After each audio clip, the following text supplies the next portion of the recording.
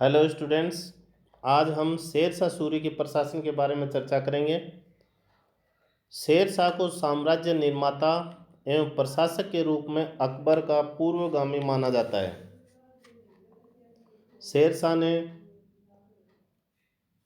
कोई नई प्रशासनिक व्यवस्था नहीं दी, बल्कि सल्तनत काल से चली आ रही प्रशासनिक व्यवस्था में सुधार कर उसे नवीन रूप दिया गया।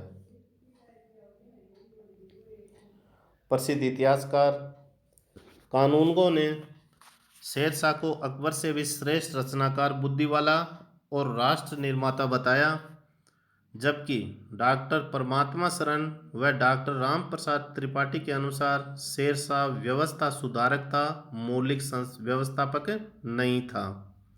शेर शाह सूरी के केंद्रीय प्रशासन के बारे में देखते हैं।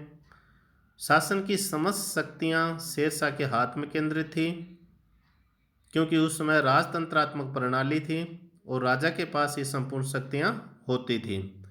मंत्री स्वयं निर्णय नहीं लेते थे, वे केवल आदेशों का पालन करते थे और राजा को जरूरत होती तो वो सलाह देते थे। सल्तनत काल की भांति केंद्रीय प्रशासन के 4 प्रमुख विभाग थे, जिसमें पहला था दीवाने वजारत, यह वित्त विभाग था। दूसरा विभाग का नाम है दीवाने आरिज अर्थात सैन्य विभाग, यह सेना के संगठन, रसद, भर्ती, नियंत्रण आदि की देखभाल करता था। परंतु सैनिकों की भर्ती व सेनापति का काम शेर शाह स्वयं करता था। तीसरा महत्वपूर्ण विभाग है दीवाने रसालत, यह विदेश मंत्रालय था। चौथा विभाग है दीवाने इंसा, इस विभाग का मंत्री शाही घोषणाओं व आज्ञाओं को लिखता था, अर्थात यह पत्राचार विभाग था। इसके अलावा दीवाने काजी न्याय विभाग का प्रमुख व दीवाने बरीद गुप्तचर व डाक विभाग का प्रमुख नामक 2 अधिकारी भी मंत्री पद के समान ही होते थे। इस प्रकार यह केंद्रीय प्रशासन था। अब हम देखते हैं प्रांतीय प्रशासन।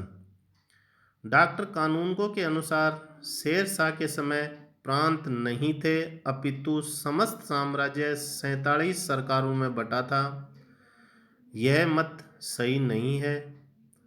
यह व्यवस्था सिर्फ बंगाल सूबे के लिए थी, जो कि प्रशासनिक सुविधाओं के लिए बंगाल को 47 सरकारों में बांट दिया गया था।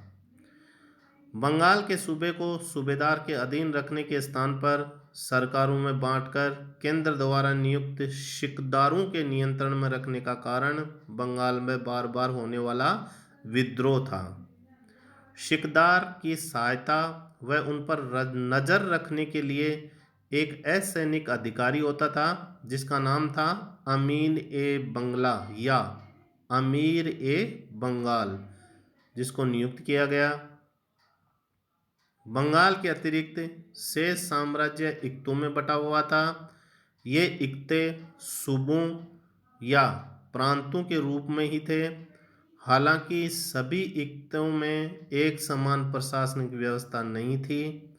पंजाब जैसे सूबे में सैनिक गवर्नर नियंत्रण रखते थे। इक्ता के गवर्नर को हाकिम, फौजदार या मोमीन कहा जाता था। वे अपनी सैनिक टुकड़ी रखते थे तथा कानून व्यवस्था बनाए रखते थे। प्रांतीय प्रशासन के अधीन सरकार, जो जिलों के समान थे, उनके शासन के बारे में देखते हैं। इक्ता सरकारों में विभाजित थे। प्रत्येक सरकार में 2 प्रमुख अधिकारी होते थे।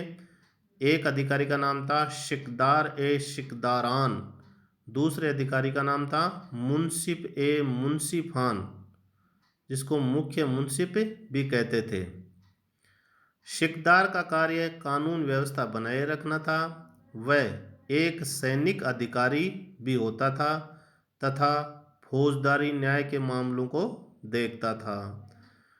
जहां बंगाल के मुख्य सिकदार केंद्र द्वारा नियुक्त किए जाते थे, वहीं अन्य इक्ताओं के सिकदारों की नियुक्ति इक्तादार या फौजदार करते थे।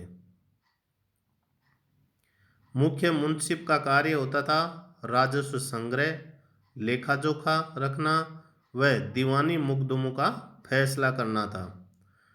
सरकार या जिलों से नीचे का जो प्रशासन था वो परगना का कहलाता था। अब हम परगना के प्रशासन के बारे में देखते हैं। प्रत्येक सरकार 2 या 3 परगनों में विभाजित होता था। परगने जो कि आज की तहसील या कस्बे के समान होते थे, में एक सिकदार, एक अमीन जिसको मुंसिफ भी कहा जाता था, एक फौतदार जिसको खजांची भी कहा जाता था, तथा फारसी व हिंदी के 2 कारकुन, कारकुन मतलब लिपिक होते थे। इस प्रकार परगनों में सिकदार, अमीन, फौतदार और कारकुन होते थे। सिकदार का कार्य शांति व्यवस्था बनाए रखना तथा मुंशिफ का कार्य भूमि के नाप जोख व लगान वसूल करने में मदद करना था। मुंशिफ परगने में दीवानी मुकदमों का भी निर्णय करता था।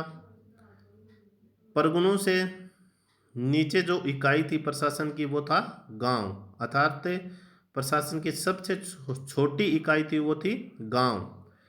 गांवों में चौकीदार, पटवारी और प्रधान 3 तरह के अधिकारी होते थे की मदद से प्रशासन चलता था। शेरशाह ने ग्राम पंचायतों को उचित वैधानिक मान्यता दी। स्थानीय उत्तरदायित्व के सिद्धांत के तहत गांव के मुखिया को गांव के अपराध का पता लगाने के लिए उत्तरदायित्व बनाया गया। अब हम देखते हैं वित्तीय भू राजस्व। राज्य की आय का मुख्य स्रोत भूमि कर था जिसे लगान कहते थे। शेरशाह की लगान व्यवस्था मुख्य रूप से रैयतवाड़ी थी जिसमें किसानों से प्रत्यक्ष संपर्क स्थापित किया जाता था।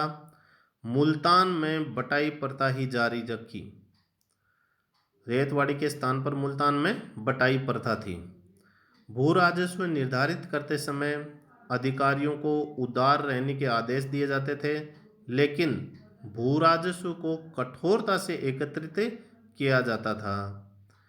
भू राजस्व या लगान निर्धारण के लिए रई या रे अथवा फसल दरों की सूची तैयार करवाई जाती थी जिसको रई या रे के नाम से जाना जाता है। कृषकों को सरकार की ओर से भूमि का पट्टा दिया जाता था। किसान कबूलियत पत्र द्वारा पट्टे को स्वीकार करता था जिसमें किसान के उत्तरदायित्व व लगान की दर निश्चित होते थे।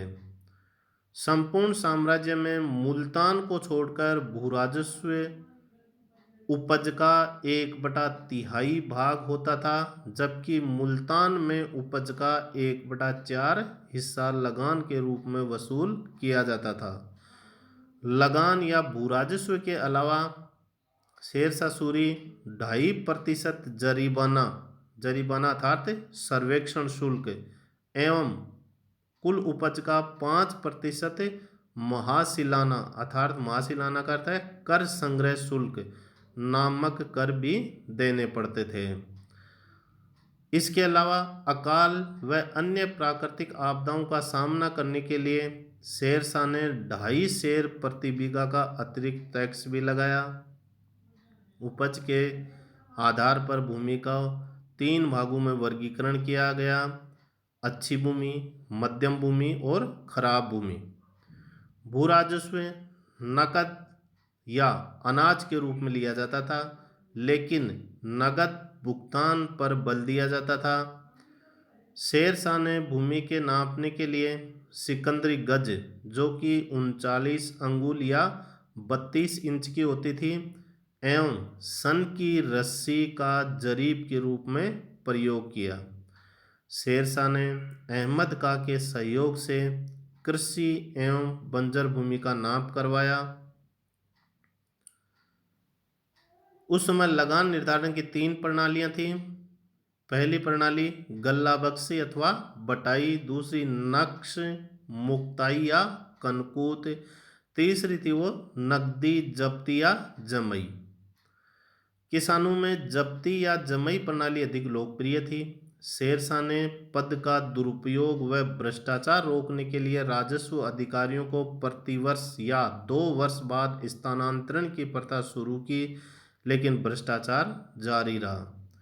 अब के काल में मुद्रा के बारे में अध्ययन करते हैं। नई मुद्रा प्रचलन व करों की दरों में भी सुधार किया गया। शेरशाह के काल में 23 टकसालें थी। शेरशाह ने पुराने मिश्रित धातु के सिक्कों के स्थान पर सोने, चांदी व तांबे के मानक सिक्के चलाए। इनके शासनकाल में शुद्ध चांदी का रुपया जो कि 180 ग्रेन का था और तांबे का दाम जो कि 366 ग्रेन का था, अर्थात 2 तरह के सिक्के चलाए, एक रुपया दूसरा दाम। चांदी के रुपये व तांबे के दाम में 1 व 64 का अनुपात था। उसने दाम के आधे, चौथाई व 16वें भाग के भी सिक्के चलाए। रुपया का नाम का सिक्का सर्वप्रथम शेरशाह ने ही चलाया। इसमें 175 ग्रेन विशुद्ध चांदी होती थी और कुल वजन इसका होता था 180 ग्रेन।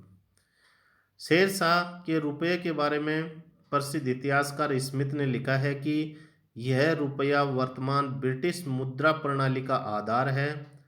यह 1835 ईस्वी तक ईस्ट इंडिया कंपनी के द्वारा भी चालू माना गया।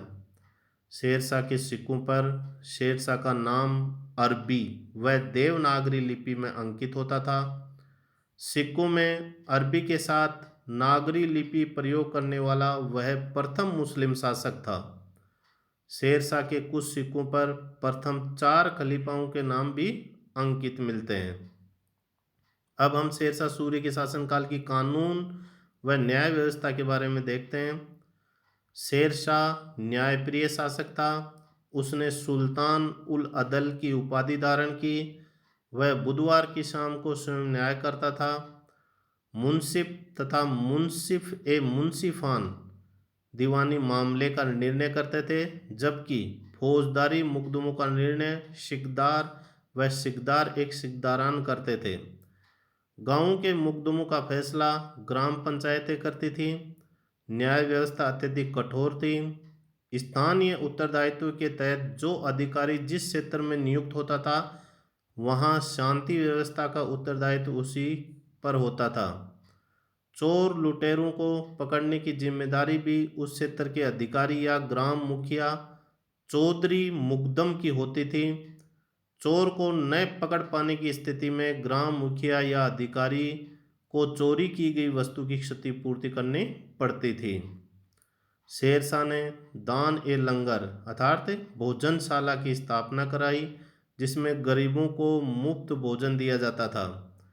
शेरशाह की कानून व्यवस्था के बारे में अब्बास खां शेरवानी ने लिखा है कि एक बार एक वृद्ध स्त्री सिर पर स्वर्ण आभूषणों की गठरी लेकर निकल पड़ी, लेकिन किसी चोर की उसके पास पहुंचने की हिम्मत नहीं हुई। अब हम उनके शासनकाल की सैन्य व्यवस्था के बारे में देखते हैं। शेरशाह ने अलाउद्दीन खिलजी की भांति हुलिया नोट करने व घोड़े दागने की प्रथा की शुरुआत की। सैनिकों को नगद वेतन व अधिकारियों को जागीर दी जाती थी। डाक चौकी व गुप्तचर विभाग के अध्यक्ष पद पर दरोगा एक डाक चौकी की नियुक्ति की। सड़कें व सराय। शेरशाह ने सड़क निर्माण पर विशेष जोर दिया। उसके द्वारा बनाई गई 4 प्रसिद्ध सड़कें, जिसमें पहली बंगाल में सोनार गांव से लेकर दिल्ली, लाहौर और पंजाब में अटक तक थी, अर्थात बंगाल से अटक तक, सोनार गांव, दिल्ली, लाहौर, पंजाब होते हुए। आधुनिक समय में यह ग्रांड ट्रंक रोड कहलाती है। पहले इसे सड़क ए आजम के नाम से जाना जाता था। दूसरी सड़क थी आगरा से मांडू होते हुए बुरहानपुर तक। तीसरी थी आगरा से जोधपुर होती हुई चित्तौड़ तक और चौथी सड़क थी लाहौर से मुल्तान तक। शेरशाह ने 1700 सरायों का निर्माण करवाया। इनमें हिंदू व मुस्लिमों के लिए अलग अलग रसोइयों की व्यवस्था की। इतिहासकार कानूनगो ने इन सरायों को साम्राज्य रूपी शरीर की धमनियां कहा है। ये सरायें धूर्त गति से डाक व सूचनाएं भेजने का कार्य करती थी। शेरशाह सूरी के शासनकाल में निर्मित भवनों के बारे में देखते हैं। शेरशाह ने सासाराम बिहार में अपना मकबरा बनवाया। यह मकबरा चारों ओर से पानी से घिरा है। इतिहासकार कनिंघम ने शेरशाह के मकबरे को ताजमहल से भी सुंदर कहा है। उत्तरी पश्चिमी सीमा प्रांत में झेलम नदी पर रोहतासगढ़ नामक किला बनवाया। दिल्ली में पुराना किला बनवाया। शेरशाह के मकबरे के बाहरी भाग का डिजाइन मुस्लिम है, लेकिन इसकी आंतरिक सजावट हिंदू स्थापत्य से प्रभावित है। अब्बास खान ने शेरशाह की प्रशंसा करते हुए कहा है कि बुद्धिमत्ता व अनुभव में वह दूसरा हैदर था। किला ए कोहना मस्जिद का निर्माण शेरशाह सूरी ने 1542 ईस्वी में दिल्ली में पुराने किले के अंदर करवाया। इसके अलावा शेर मंडल का निर्माण भी शेरशाह सूरी के द्वारा करवाया गया था। धन्यवाद।